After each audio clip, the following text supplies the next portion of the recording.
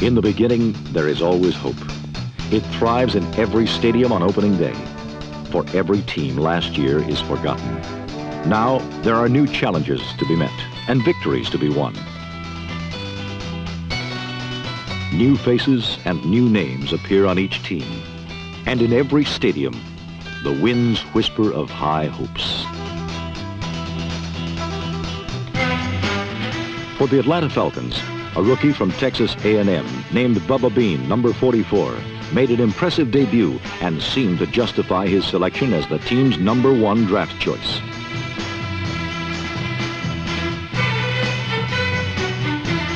Rookies like Bean can bring new spirit and energy to a team. Old pros make contributions too, with renewed determination and steady effort. 11 years ago, Tommy Nobis, like Bean, was a #1 draft choice.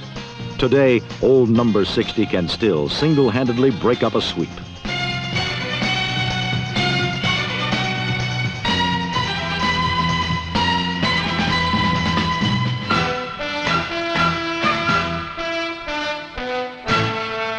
The Falcons' opponents on Sunday were the Los Angeles Rams, a team that has successfully combined the old and the new into a devastating machine.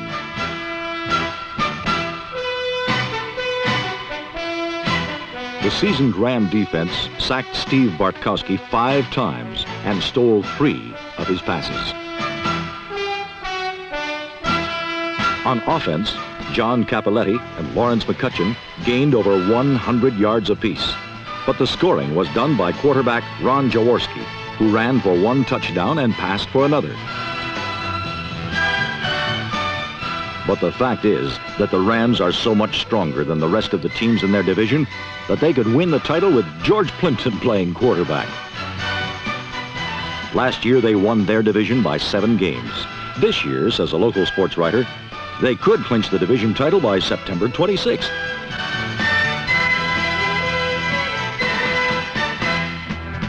Title talk is a current event in Los Angeles, but in Green Bay, Wisconsin, it is but a reminder of things long past.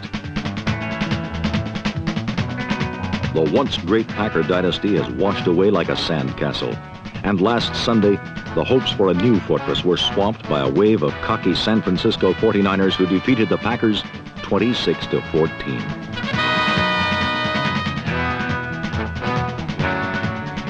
Last season, the 49ers' running attack was the 2nd worst in all of football. But hopefully, by this season, Delvin Williams, number 24, will have gained enough experience to make runs like this one a routine occurrence. Williams' touchdown was the longest scoring run of the week, but it was left to the old pros of the Washington Redskins to provide last Sunday's most thrilling moment. Guys, listen, this is the opportunity we all been waiting for. This is what it's all about. 2 things. Don't worry about the Giants. Everybody pull together and be physical. In 10 years of coaching, George Allen has never lost an opening game. But when Craig Morton passed the New York Giants into the lead, Allen's unbeaten streak seemed in jeopardy. Touchdown passes to Walker Gillette and Ray Rhodes, number 82, gave the Giants a 17-12 lead late in the 4th quarter. Washington's chances for victory seemed remote when quarterback and team leader Bill Kilmer was injured and forced to the sidelines. But for Bill Kilmer, there is only one way to leave a football field, and that is as a winner. With his face stitched and bandaged, Kilmer returned to action with 49 seconds left to play and threw a perfect strike to Mike Thomas to win the game for the Redskins.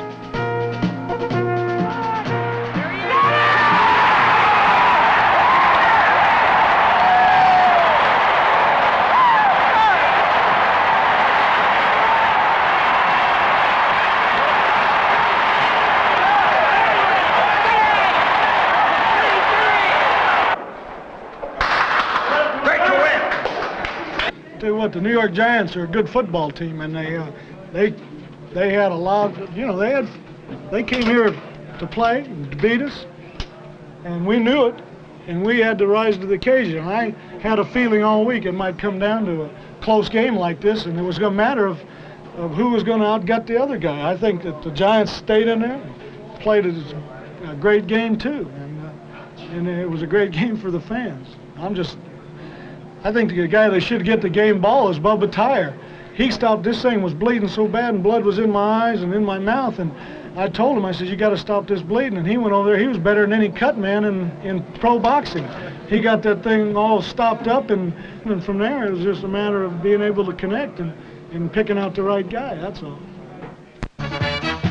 When asked how many touchdowns his team would score against the Seattle Seahawks, St. Louis receiver Mel Gray couldn't keep a secret.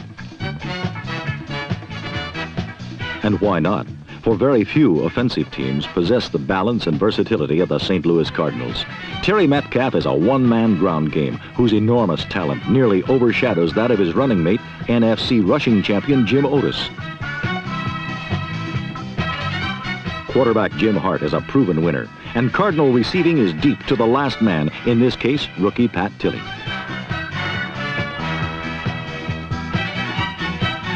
Against Seattle, St. Louis jumped to a 20-point lead. But Jack Patera's Seahawks have acquired a reputation as a come-from-behind football team, a reputation they upheld with class against the Cardinals.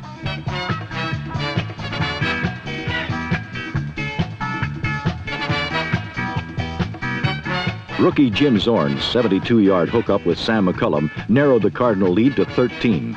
Later, the scrambling left-hander demonstrated the ability to improvise that has earned him a starting job in the NFL.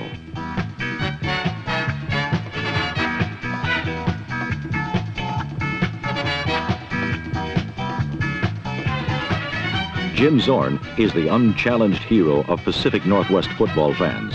But despite his heroic efforts, few expansion teams have ever won their first NFL game.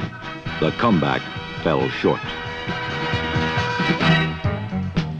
Speaking of comebacks, Joe Namath and the Jets began forging their comeback trail last week in Cleveland. Last year, the NFL's highest-paid quarterback led pro football in only one category, interceptions. Still, Namath insists on putting the ball up over the middle, a tendency his receivers wish Namath would forget. Conversely, the Jet defense would prefer to forget 1975, a year in which the hapless Jets gave up just over 3 miles on plays just like this one, executed with precision by peerless Paul Warfield.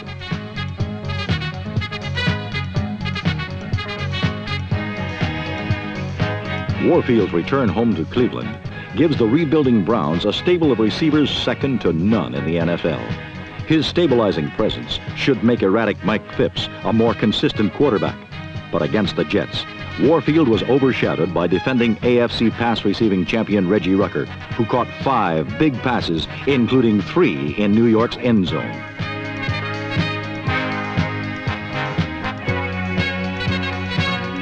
A year ago, an injury to Rucker or Phipps might have forced Cleveland to recall waivers on Gary Collins or Milt Plum. But when Phipps went down with an injury against the Jets, backup quarterback Brian Sipe flaunted Cleveland's newfound depth with a scoring pass to reserve Steve Holden.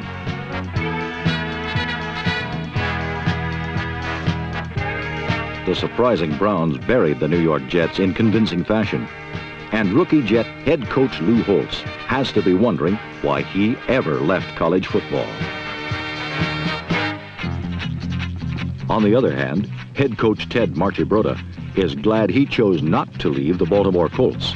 1975's Coach of the Year nearly abandoned Baltimore.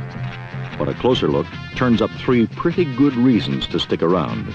Number 1, the Sack Pack, formerly the Looney Tunes, alias the best pass rushing line in pro football a year ago. 59 times they sat on opposing quarterbacks in 1975, and the off-season has merely sharpened their skills.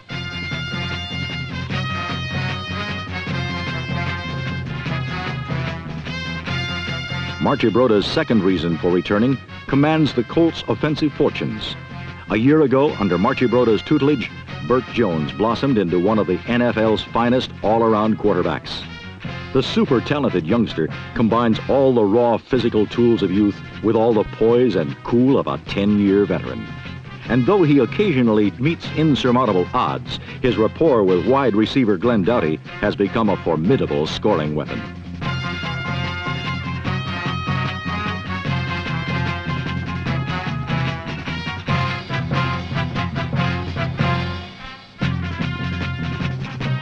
the sack pack, Burt Jones to Glenn Doughty, and 1,000-yard rusher Lydell Mitchell, number 26. 3 pretty good, solid reasons for Ted Marchibroda to hang around Baltimore a while. And you can bet the Super Bowl was in the back of his mind.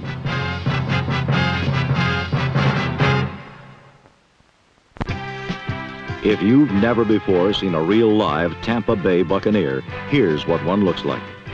This is Steve Spurrier, for 9 years a quarterback for the San Francisco 49ers, following his Heisman year at Florida. Last week, Steve Spurrier almost gave Tampa Bay, Florida, its first professional touchdown. Almost, but not quite.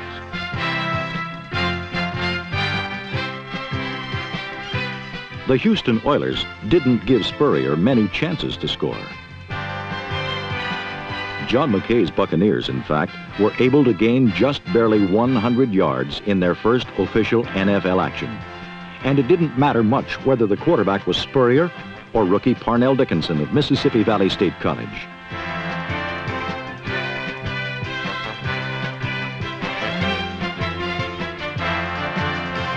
Houston's Dan Pastorini had a somewhat easier time of it against Tampa Bay's fledgling defense. Number 44 running back Fred Willis was left all by himself to account for the Oilers' first touchdown of the season. In all, Houston succeeded on 19 of 27 pass plays, including the clincher from Pastorini to Ken Burrow, as the Oilers quite rudely welcomed the Bucs to the NFL 20-0.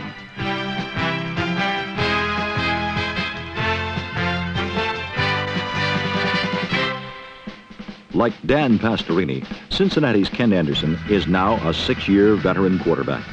Unlike Pastorini, Anderson is about to become the NFL's all-time leading passer. Last week, Calvin Jones, Denver's 5'7" cornerback, temporarily postponed the inevitable and gave the Broncos offensive team a chance to celebrate the return of its number 1 man, running back Otis Armstrong, number 24.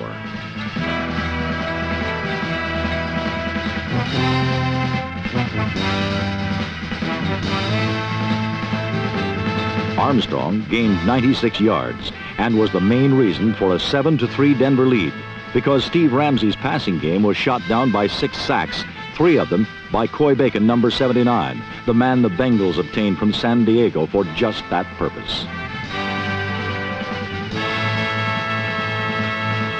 Trailing 7-3 with only 10 minutes left, Ken Anderson turned to the man Coach Bill Johnson calls the best clutch receiver in the NFL, Chip Myers. Wide receiver Myers, number 25, who once played with 2 broken arms, this time was only playing with a broken nose, and he made the lead touchdown look easy.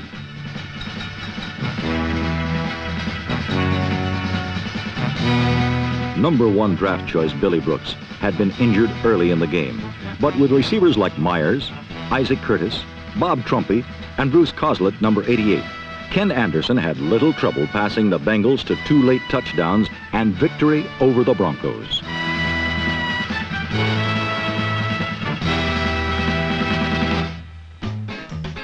Meanwhile, in the glamorous New Orleans Superdome, another passer of some note was testing the defenses of newly installed head saint Hank Stram.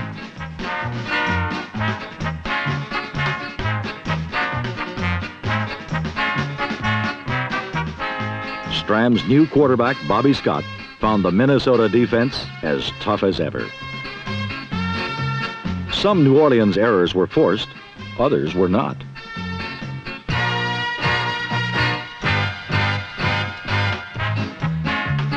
Viking coach Bud Grant said later, "It was like stealing. I'd like this kind of game every week. Fran Tarkenton took advantage of every mistake, and Chuck Foreman did his part too."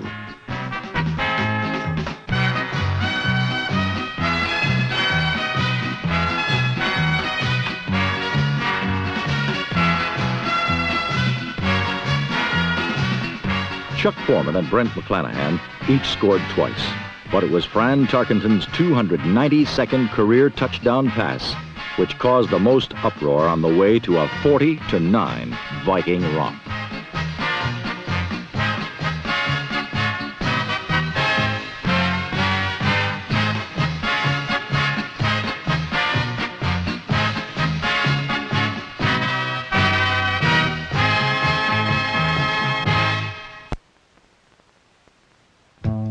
This may be the season the Bears awaken from the long hibernation of many winless winters. Last Sunday in Chicago, their defense displayed teeth in swarming over Detroit's Joe Reed and allowing only 3 points. But while the Chicago offense may still be in a cave somewhere, even a pistol loaded with blanks will scare most Lions. And Bob Avellini's pass to tight end Greg Latta set up the only touchdown the Bears needed to crack the whip over the Lions, 10-3.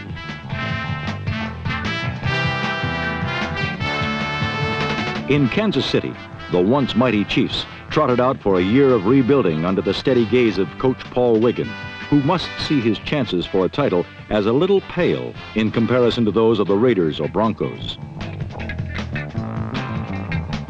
Pre-game warm-ups presaged problems for Kansas City. But once the contest started, it was the Chargers who seemed to be running true to form.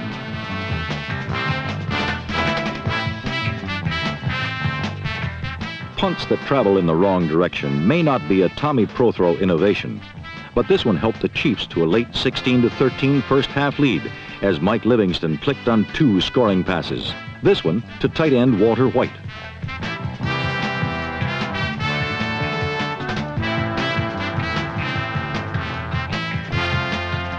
But the Chiefs' victory dance was a mite premature, for lurking in the San Diego offense was a wide receiver who's been haunting NFL defenses for 11 seasons.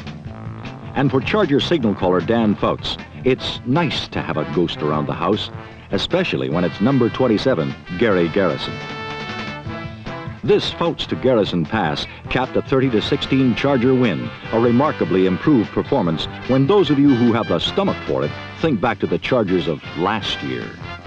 But in the AFC West, it will take a heap of improvement to unseat Al Davis' Oakland Raiders, who last week faced world champion Pittsburgh. Who could smile or sneer at a time like this? Certainly not a nervous John Madden, who's lucky enough to have a snake in his pocket. And number 12, Snake Stapler, struck quickly, deadly, as the Raiders took a 7-0 lead after only 2 minutes on this pass to tight end Dave Casper.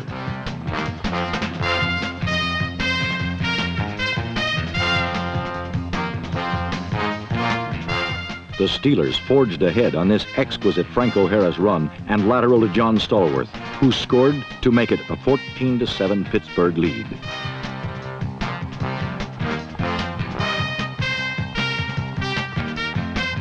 A Terry Bradshaw pass to rookie T. Bell gave the Champs a 2-touchdown advantage in the third quarter. Again, the Snake squirmed downfield and capped the drive with a shot to Fred Biletnikoff, whose diving catch proved once again that he's one of the best. Then the action doubled as a short score by Franco left the Raiders trailing 28-14 with less than 3 minutes left. Against almost any other team, the Steelers would have been home free, but oh, those Raiders are something else. Dave Casper's juggling catch kept Oakland alive.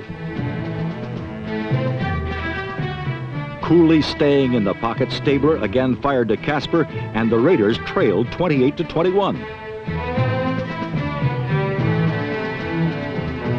With time and hope shrinking, the Raiders' Warren Bankston got a piece of Bobby Walden's punt, and Silver and Black was on the move.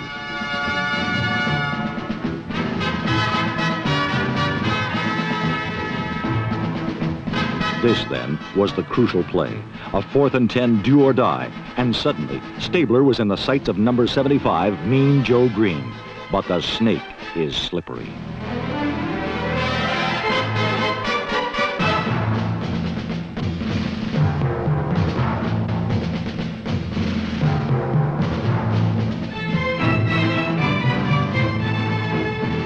First and goal on the Steeler 2 with 1:09 to go.